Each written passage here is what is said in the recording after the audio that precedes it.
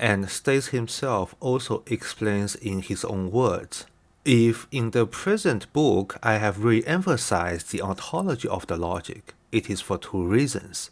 Firstly, it seems to me that the ontological side was very prominent in Hegel's own mind, which is, that is obviously the case.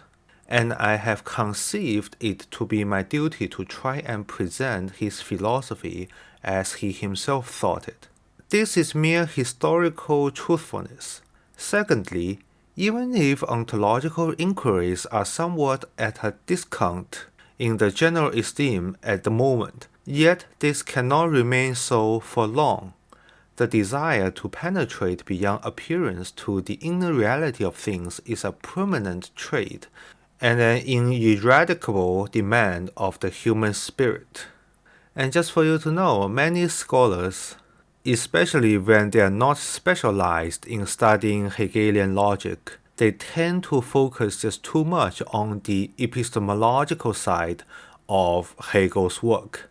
And that is a mistake, because without the understanding of the ontological aspect of Hegelian philosophy, you're kind of like examining the food's appearance very carefully, with all the details but without eating it.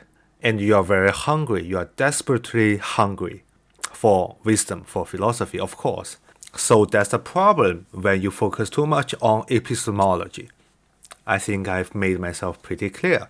My treatment of pre-Hegelian philosophers, especially the Greeks, demands a word of explanation. Okay, this is the second agenda.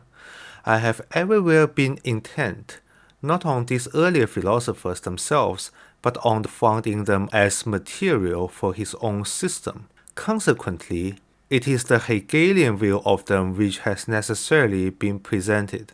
Whether this view is always historically correct is another question.